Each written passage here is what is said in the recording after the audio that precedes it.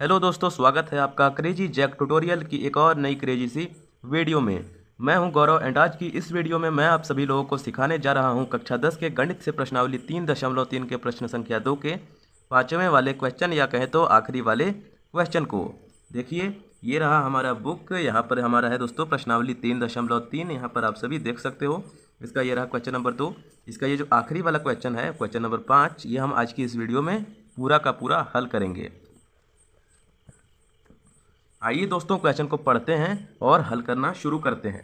देखिए दोस्तों, क्वेश्चन में हमें दिया गया है किराए पर पुस्तक देने वाले किसी पुस्तकालय का प्रथम 3 दिनों का एक नियत किराया है तथा उसके बाद प्रत्येक अतिरिक्त दिन का अलग किराया है।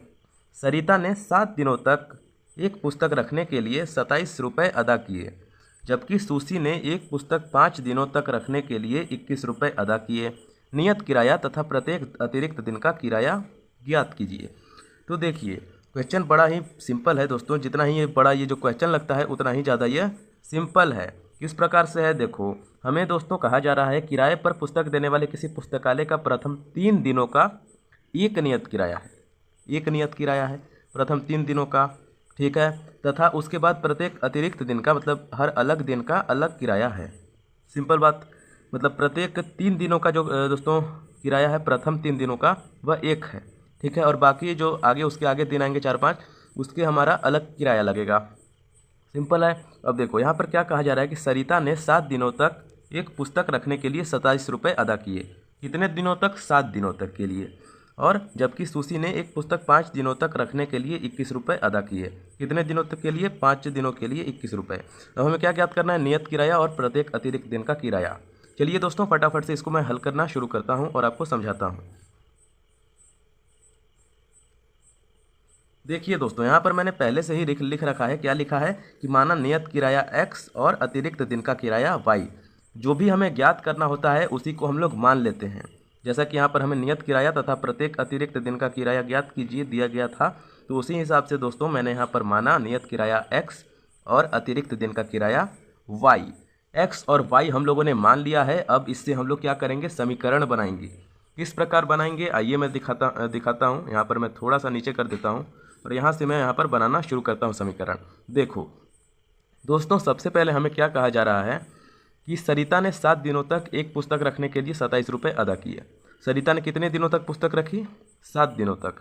अब देखिए 7 दिन है हमारे पास और ऊपर मैं आपको बता चुका हूँ कि प्रथम 3 दिनों का एक नियत किराया है, यानी कि 3 हमारा अलग आ गया।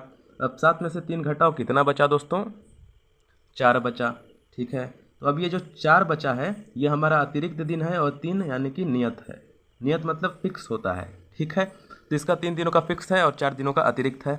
यहाँ तक दोस्तों आई होप आप लोग कोई भी दिक्कत नहीं होगी, आप लोगों को सभी चीज़ें अच्छे प्रकार से समझ में आ रही होंगी। अब उसी लिए दोस्तों अब हम लोग यहाँ पर मान लेते हैं कि क्या करेंगे। सबसे पहले देखो नियत किराया एक ही है। देखो आप सी ऊपर देख सकते हो, ये थोड़े परेशान करते हैं यार, कीड़े वीड़े दोस्तों। इधर लाइट अधिक है इसीलिए यहाँ पर आते रहते हैं, उनको इग्नोर कर देना, आप सभी एकदम छोड़ दो।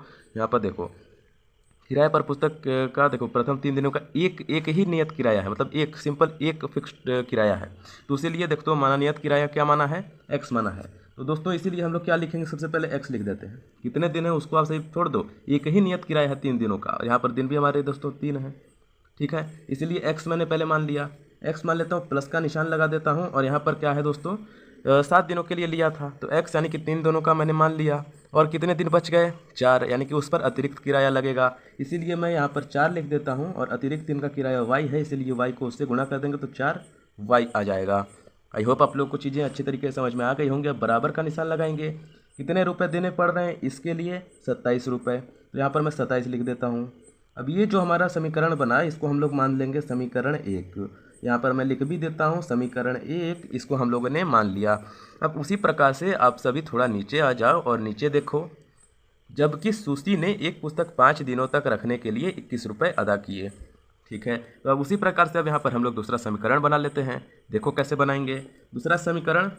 5 दिनों के लिए देखो कहा जा रहा है ना, कितने दिनों तक? 5 दिनों तक रखने के लिए। तो 5 देखो यहाँ पर मैंने लिख लिया। ये ऐसे ही लिख रहा हूँ, ये आपको एग्जाम में नहीं लिखना है, ये मैं ऐसे ही आपको समझाने के लिए लिख दे रहा हूँ ताकि आप सभी अच्छे तरीके से समझ जाओ। या आप सभी मेन कॉपी पर मत लिखना जहाँ आप सभी क्वेश्चन को सॉल्व करोगे एग्जाम में, ठीक है। ये आप सभी नोट्स वगैरह में लिख सकते हो आपको रिकॉग्नाइज करने के लिए, मतलब रिवाइज वगैरह करने के लिए, ठीक है। तो अब देखो 5 दिनों के लिए मांगा जा रहा है, तो ठीक है। तो प्रथम 3 दिनों का किराया क्या है, 3 ले लेते हैं हम लोग। 3 दिनों का एक नियत किराया है। 5 में से 3 घटा दो दोस्तों, कितना बचा, 2 बचा। तो 2 दिनों पर अतिरिक्त किराया लगेगा, ठीक है। आप सभी आई होप बड़ी अच्छी तरीके से समझ रहे होंगे। तो अब देखो x यानी कि पहले मैं x मान लेता हूँ, ठीक है। ये समीकरण 2 के लिए, दूसरे वाले के लिए मैं लिख रहा हूँ। x यानी कि प्रथम 3 दिनों का हम लोगों ने लिख लिया। प्रथम 3 दिनों का लिख लिया तो प्लस लगा दूंगा। देखो कितने दिन और अतिरिक्त दिन बच रहे हैं, 2। तो यहाँ पर मैं 2 लिख देता हूँ और अतिरिक्त दिन y है, तो यहाँ पर y को गुणा कर देते हैं, 2y आ जाएगा। बराबर कर देता हूँ, इसके लिए कितने रुपए देने पड़ रहे हैं, 21 रुपये। तो यहाँ पर 21 लिख देता हूँ। यह हो जाएगा दोस्तों हमारा समीकरण 2। समीकरण 2, 1 और 2 हमारा दोस्तों समीकरण 1 एवं 2 हम लोगों ने बना लिया है। अब दोस्तों हम लोग क्या करेंगे, अब देखो अब क्या करूंगा मैं कि आप सभी अब देख सकते हो यहाँ पर अब हम लोग इस पर विलोपन विधि लगा सकते हैं, क्योंकि यहाँ x आ गया, यानी कि अब ये कट वगैरह सकता है, यहीं से विलोपन विधि लगा दूंगा मैं। देखो क्या करेंगे, यहाँ पर पहले तो मैं एक निशान, यहाँ पर एक लाइन खींच लेता हूँ, यहाँ पर माइनस का साइन लगा देता हूँ, क्योंकि घटाना होता है विलोपन विधि में। विलोपन विधि अब मत पूछना कि विलोपन विधि क्या होता है, पूरे प्रश्नावली को हम लोगों ने विलोपन विधि से ही सॉल्व किया है। तो अब ये पूछना बड़ी बेकार बात होगी कि विलोपन विधि क्या होता है। आपसे बाकी क्वेश्चंस को देख सकते हो, यहाँ पर मैंने यह भी बताया कि विलोपन विधि क्या होती है। खैर अभी आप सभी सीख ही जाओगे, तो यहाँ पर आप सभी देखो दोस्तों, यहाँ पर x है, इधर भी x है। और एक और चीज़, जब भी आप सभी घटाते हो पदों को या फिर कहे तो समीकरणों को घटाते हो, तो जिसको घटा रहे हो, यानी कि देखो ये हमारा समीकरण 1 है, इससे 2 को घटा रहे हैं। देखो नीचे वाला जो है ना, उसके साइंस चेंज हो जाते हैं, यानी कि जो x प्लस में है ये घट जाएगा, यहाँ ये प्लस है तो ये माइनस का हो जाएगा, इधर प्लस है तो ये माइनस हो जाएगा। समझ गए। अब देखो इधर भी x है, इधर भी x है, क्या हो जाएगा, कट जाएगा। तो इसको तो छोड़ दो, कट गया, x कट गया।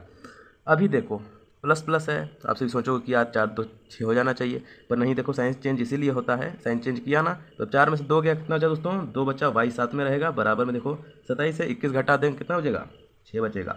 अभी देखो अब y बराबर कर देता हूँ, 6 का 6 आ जाएगा, y के बगल में जो संख्या होगी अब वह बटे में आ जाएगी, यानी कि 2।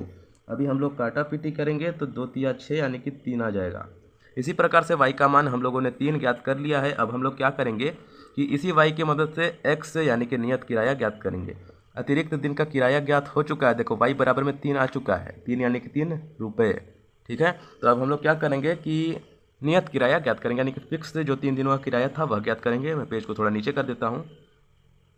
अब देखो मैं क्या करता हूँ, यहाँ पर मैं लिख भी लेता हूँ कि ये जो y बराबर में जो 3 हम लोगों को अभी मिला, इसको हम लोग किस में रखेंगे, समीकरण 1 में रखेंगे।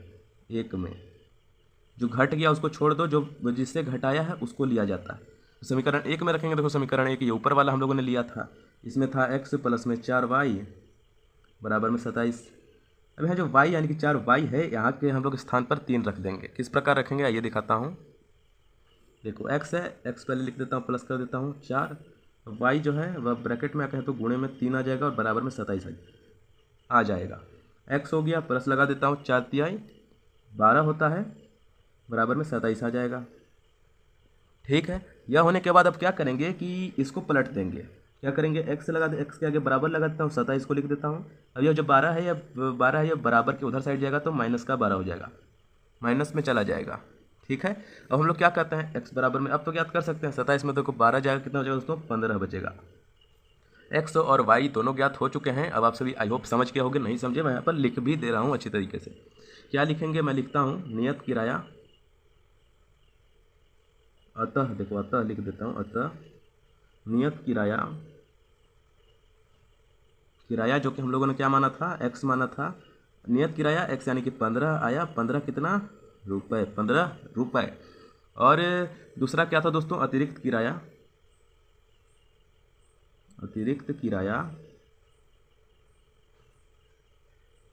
कितना, ये y था, y बराबर में कितना आया था, 3 यानी कि 3 रुपये। यही हो जाएगा दोस्तों इस वाले क्वेश्चन का आंसर। आई होप आपको क्वेश्चन बड़ी ही अच्छी तरीके से समझ में आ गया होगा। अगर आप लोगों को कोई भी डाउट है तो आप सभी कमेंट सेक्शन में जा करके मुझसे पूछ सकते हो, मैं हर कमेंट का रिप्लाई करता हूँ। एंड हाँ, बाकी के क्वेश्चन को आप सभी देख सकते हो, मैं डिस्क्रिप्शन बॉक्स में उन सभी क्वेश्चंस की लिंक दे रहा हूँ प्लेलिस्ट बना करके। और ये प्रश्नावली 3.3 भी इसी क्वेश्चन के साथ समाप्त हो चुकी है, यानी कि अगली वाली वीडियो से हम लोग शुरुआत करेंगे प्रश्नावली 4.1 का। चलिए दोस्तों, मिलते हैं अब अगली वाली वीडियो में प्रश्नावली 4.1 के साथ, द्विघात समीकरण के साथ। तब तक के लिए जय हिंद, वंदे मातरम।